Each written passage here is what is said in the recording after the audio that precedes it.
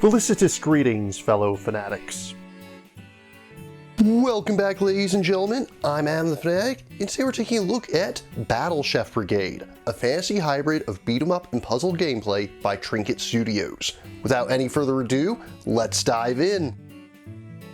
Released in 2017, in Battle Chef Brigade, you'll take on the role of Mina Han, a young woman who's just left home to partake in the trials to become a battle chef. The land of Victusia is constantly beset by monsters, and it's the job of battle chefs to both hunt them down and cook them up. Gameplay consists of town and cooking segments, with the cooking being the main part of the game. For each cooking challenge, you'll be presented with 1 to 3 judges that request a certain flavor of dish represented by 3 elements: fire, earth, or water.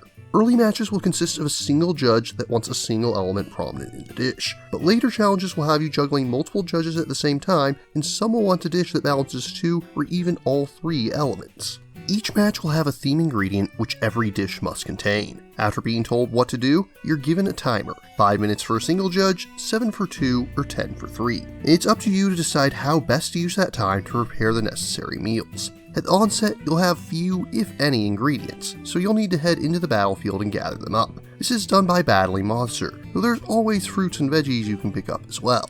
Monsters will often drop multiple parts that can be used in cooking, and more powerful monsters tend to give better ingredients, but obviously are also more dangerous. You can't die during a match, but if you're knocked out, you'll drop all the ingredients you're carrying and lose valuable time. When fighting monsters, Mina has a basic string of combo attacks that she can use freely, and also has a few magic attacks. One of which is simply throwing kitchen knives, another of which creates a small tornado to do rapid fire damage, and a teleport attack that homes in on enemies. Each of these will cost mana, and when either is not at maximum, health and mana will slowly regenerate as the match goes on. After gathering ingredients, you'll automatically stock them upon returning to the kitchen. You may take as many trips to the battlefield as you deem necessary, but of course, the clock is constantly ticking against you, and you must remember that the same clock is used for cooking. There is no separate phase for it, so it's up to you to decide how much time to devote to hunting monsters and how much to spend preparing your meals. Depending on your strategy and equipment, you may even end up alternating back and forth between the two. When cooking, you'll mix ingredients. Whenever 3 gems of the same flavor and level are arranged in a line, they'll merge together into a higher level gem of that flavor. Level 1 gems are only worth 1 point, level 2 gems are worth 5 points, and level 3 gems are worth 25 points each at the end of a match. As the game progresses, you'll later have to prepare ingredients with bones or poison in them. Obviously, you don't want either of these left in your dish when you serve it to the judges. However, they're not without their uses. If you match 3 bones, they'll turn into a rainbow gem, which can be used as a wild in place of any level 1 or 2 flavor gem to combine with them. Poison is more dangerous. If you move it 3 times, it'll shatter and turn adjacent flavor gems into fragile gems. If a fragile gem is moved 3 times, it'll demote by 1 level or be destroyed entirely if it's already level 1. However, if you manage to match 3 poisons, they'll neutralize one another and create a space that will promote any level 1 or 2 gem that's in that spot after a short amount of time. After you've created a dish for every judge, or if time runs out, you'll move on to scoring. When scoring, you'll take penalties for failing to present your dish in time, forgetting to use the theme ingredient, not matching a judge's flavor preference, or leaving bone or poison in the final dish. If you manage to outscore your opponent, you win the match. And naturally, as the game progresses, your opponents will score higher and higher. On hard mode, you'll need an average of about 300 points per dish to win the final challenge. For each challenge you win, you'll gain a new piece of equipment, which we'll explore in more detail a little later. However, the game's story mode isn't solely focused on the challenges, although they do make up the main meat of the game. Between each match, you'll have a chance to explore the capital, talk to other characters, do a few minigames to earn money, and spend that money on more equipment. Minigames each represent one of the aspects of the game's cooking challenges as a standalone experience. Firstly, you have Dr. Belchior the Alchemist, who you'll need to prepare dishes for in puzzle mode fashion. Each dish has a specific point value that you need to reach, and has a preset number of flavor gems and ingredients that can reach exactly that amount. Next, you have hunting challenges with Thorn. Thorn will teach you different combat techniques. Once you've mastered the basics, she'll give you timed combat challenges where you're focused solely on defeating monsters. And finally, Pontita runs a restaurant, where you'll be focused solely on speed. You'll need to rapidly rearrange flavor gems into specific combinations. For every customer you serve up, you'll get a bit of gold. After performing the minigames, you'll want to head to the shop. As is to be expected, the selection starts out pretty limited, but as the game goes on, you'll gain access to a wide variety of items in 3 different categories. You can bring 3 items from each category into your cooking battles. Combat items can increase your basic stats, let you hold more ingredients, or improve your special attacks. Cooking items can give you unique ingredients or give you expertise. Each expertise gives you a special goal that you can score bonus points for with each dish, such as using only vegetarian ingredients, using the same ingredient multiple times, or using all the available ingredients from a single monster. Finally, you can choose 3 pieces of cookery. By default, you'll have your standard match 3 pan as aforementioned, but you can also have pans that specialize in cooking each element, one that double promotes by matching 4 level 1 gems to make a level 3 gem, or pots that can do things such as slowly cloning or automatically promoting flavor gems. I prefer to take a standard combo pan, the match 4 pan, and a cutting board that lets me easily destroy unwanted pieces, but there's a lot of different options here for players to try out. On to presentation, the game has a hand-drawn look with a lot of detail put into scenery and backgrounds. Characters are bright and colorful, and the designs are quite nice. However, I do feel I have to mention that the number of animation frames is somewhat lacking. I'd still say that the art has more good than bad going for it, but I do wish that the animation was more fluid. On the other hand, what the game really excels at is the voice acting. The contestants before you have traveled from across Victusia to showcase their skills in the illustrious Kitchen Coliseum. Although not fully voice acted, most scenes do have voice acting, and every character is on point. While I may have complaints about the simplistic animations, the top-notch voice direction does a really good job of distracting from this shortcoming, and really sells the story even with rather little movement on screen.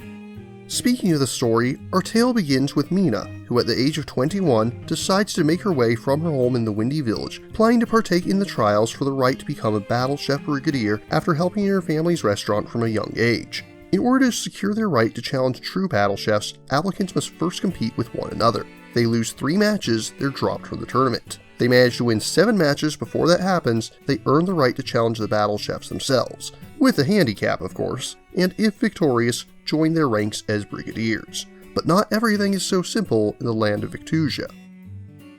And now we come to the part of the review where I'll be discussing the plot. If you wish to avoid spoilers, please jump ahead to the time coordinates indicated on screen. Initiate temporal distortion now.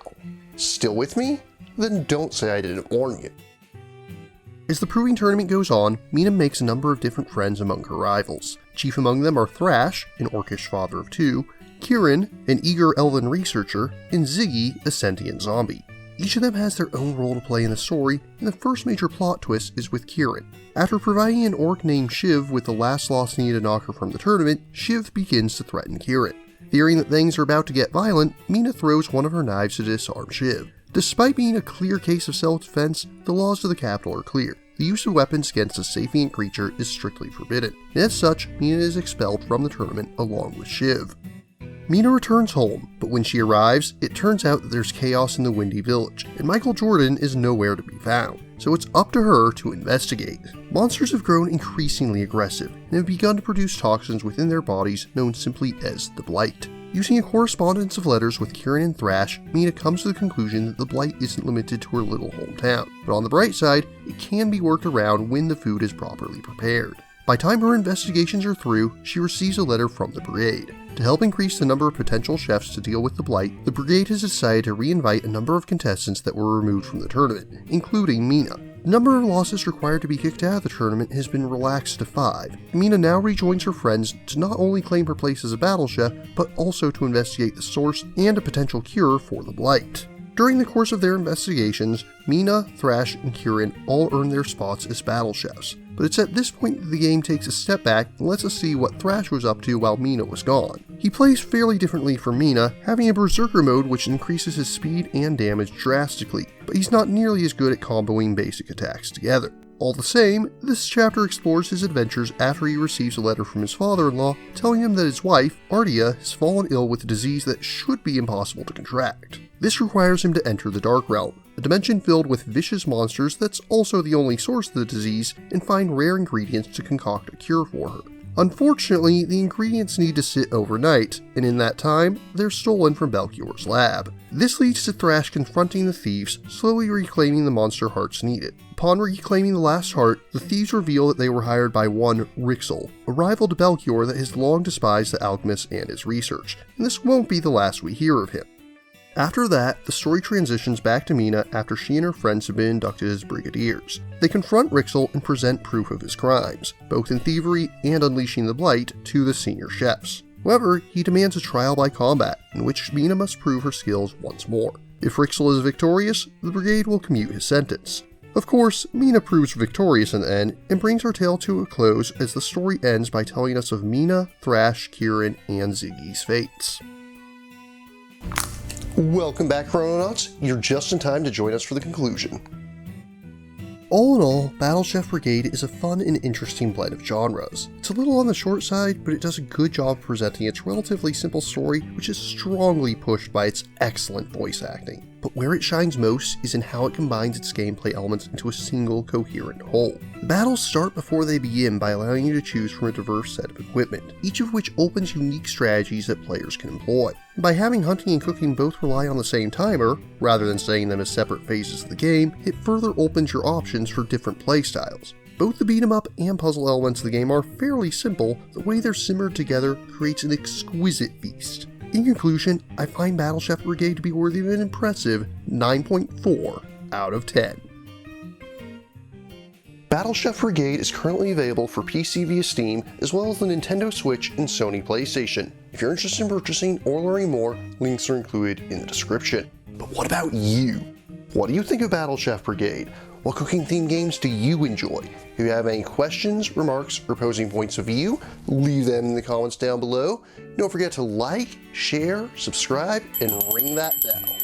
And if you really enjoy my work, please consider funding my channel on Patreon. Until next time, farewell, fellow fanatics.